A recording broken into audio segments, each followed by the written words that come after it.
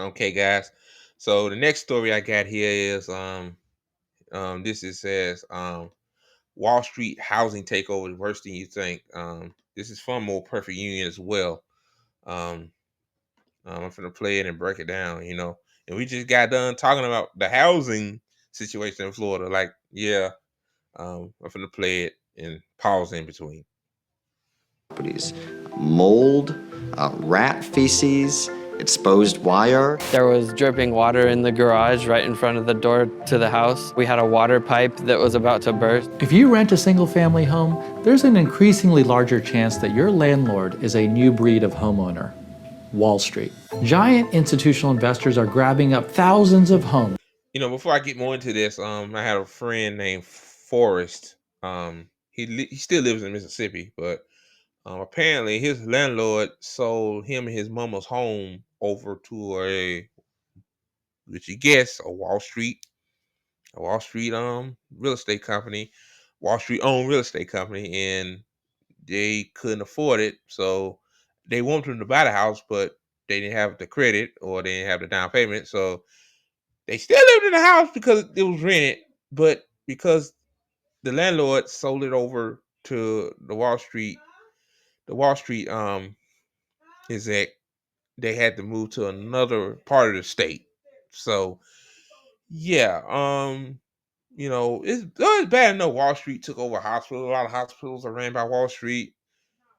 Every company you think is ran by Wall Street, but you at least you think like when you own a home or apartment, like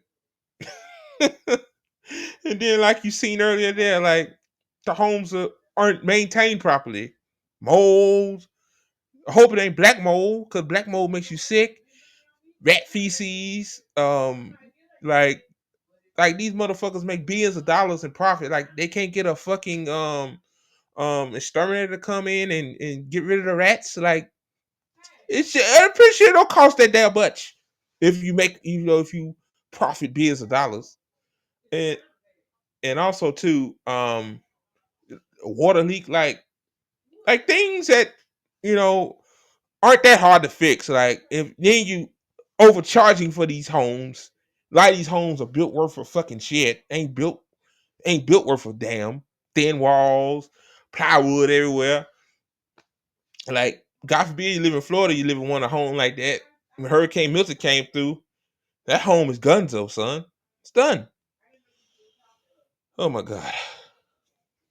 In Atlanta, Las Vegas, Phoenix, and so many communities around the country, making housing both more unaffordable and lower quality. And one of the biggest culprits is a publicly traded company called Invitation Homes, which owns, believe it or not, 80,000 properties across the country.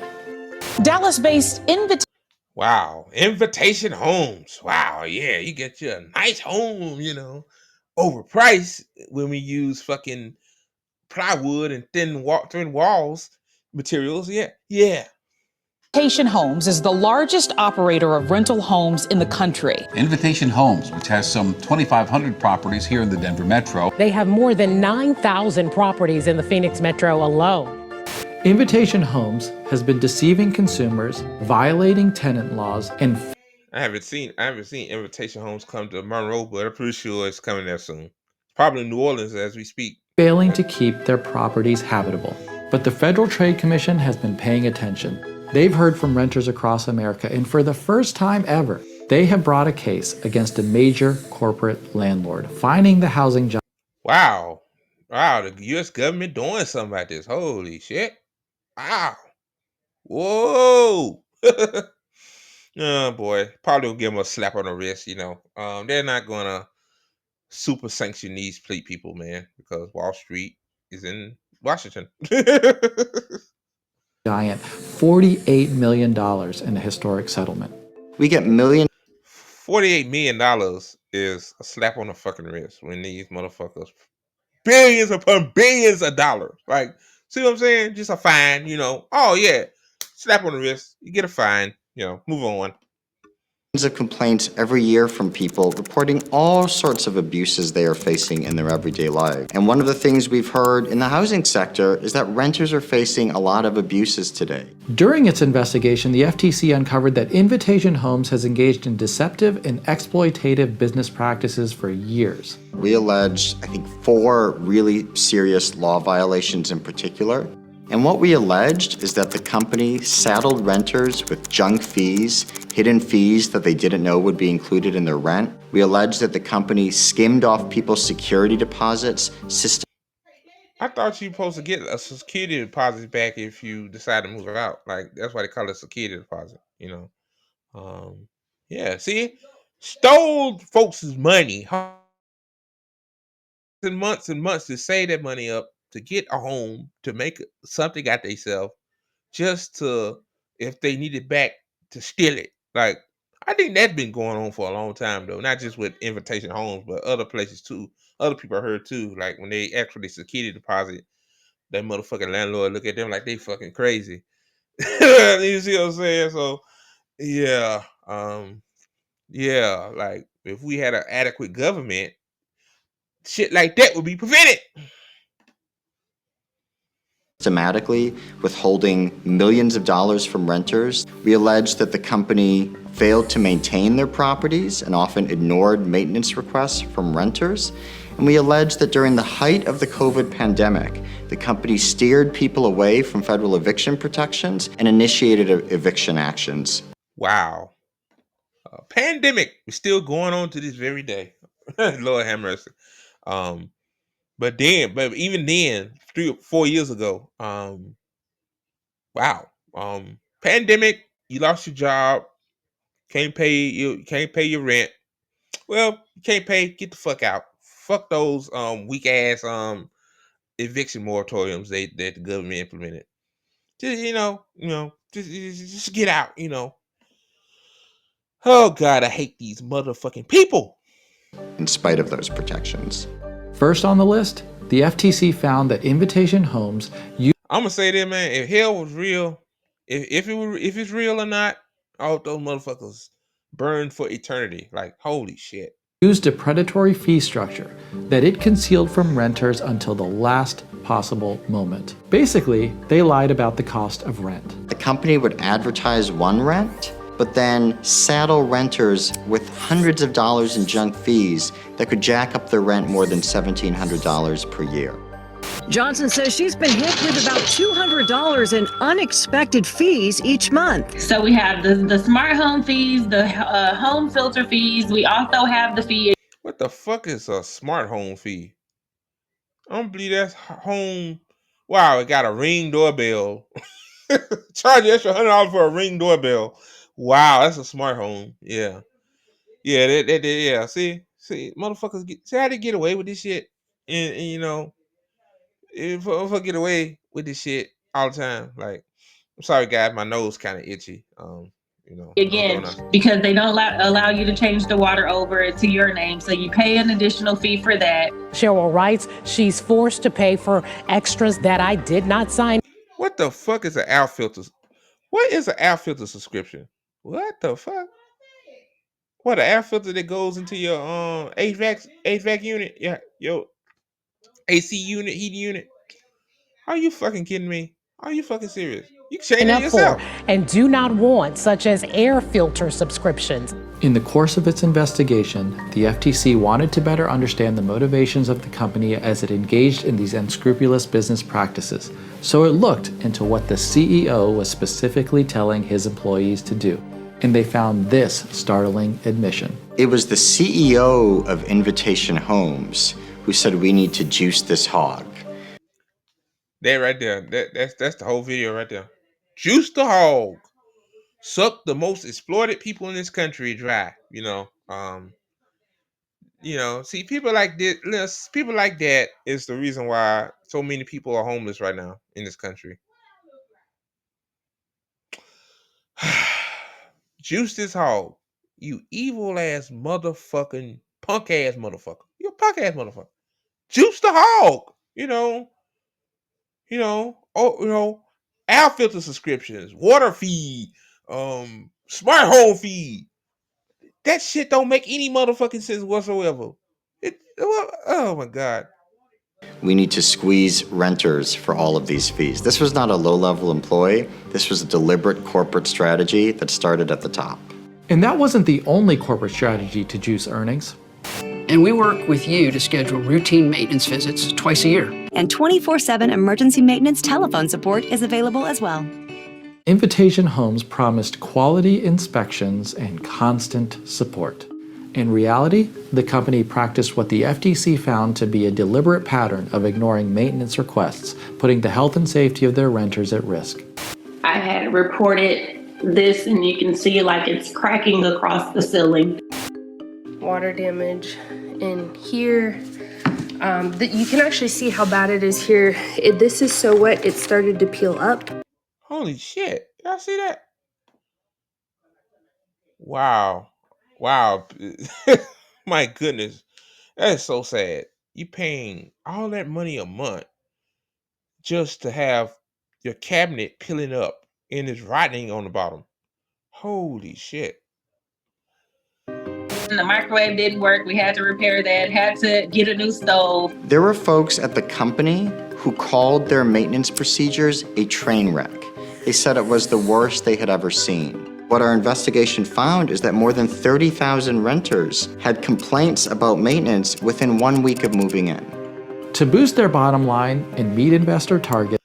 Wow, you move into a new place, it's new to you.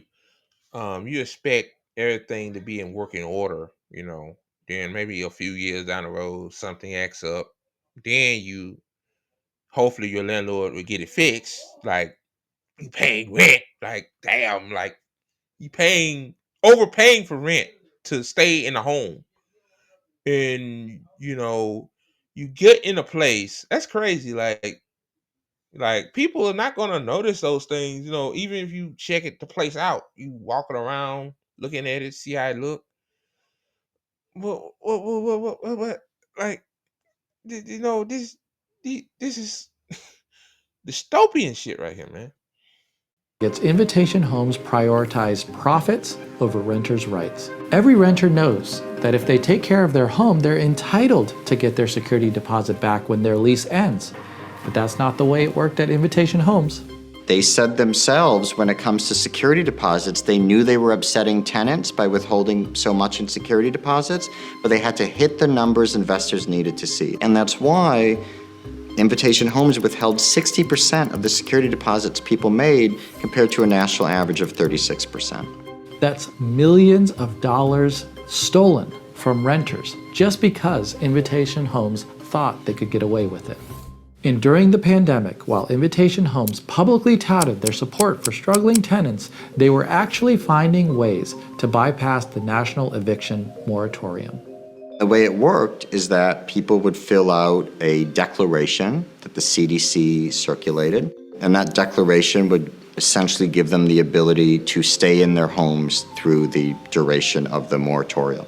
What Invitation Homes did is create their own separate form called a hardship affidavit, but it didn't have any effect. And then it went on to initiate evictions against many of these folks. Wow. So people probably didn't know CDC had I don't know why you do it to the CDC, I guess because CDC handled, we get into all what the CDC didn't do comes to the pandemic, but so basically people signed to get evicted. Wow. Insane. For those who are wronged or exploited by Invitation Homes, an urgent question remains. When will the FTC settlement reach their bank accounts? We are not keeping that $48 million. That money is going back to consumers. We administer redress ourselves. We're not using a third-party contractor. And the reason we do that is we want to make sure every dime that we can get out the door, it should be more than $48 million, I'll say that. Back to renters, we will get out the door out to renters. As corporate landlords increasingly control more of the housing market, renters have been saddled with higher rents and worsening conditions. 20, 30 years ago, your landlord might have lived upstairs. They might have lived next door. You probably knew them. In 2022, almost a third of single-family homes weren't sold to, John and Nancy down the street. They were sold to institutional investors. This is big business. They have investors. They need to answer. I remember this was a long time ago. I remember the city, my mama's town, gave like to see how much people homes were worth. It wasn't worth much then. It's probably worth more now because house the price increased. But I just thought about it, like maybe these Wall Street investors come to these smaller towns, any size town, it don't matter what size town it is, but these towns and cities, and I guess what they saying is like, hey, we can buy this home for $40,000 and flip it for $350,000 because we just a bunch of corporate hacks. Like, I don't know, man. To. They have numbers they need to meet. So many of the problems we see today are a direct result of that trend. Corporate landlords have reshaped housing, but the government is pushing back. The FTC's $48 million case against Invitation Homes marks an important start to reshaping a housing market that puts people first. Okay, guys. I'm gonna say this. Is it good that the FTC is doing something? Yes, but it needs to be more punishment than just a $48 lawsuit settlement. Like the motherfucker Invitation Homes, man. That motherfucker needs to be in prison. Like stealing deposits, homes not maintained properly, junk fees, shit like that, exploiting the the average working class American person that's just trying to make ends meet. you know, um, you know,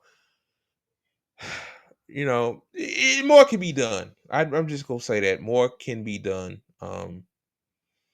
Like basically, Invitation Homes. Okay, yeah, $48 million, but God forbid what other new plan or strategy you have. So yeah, man. So I'm done with that.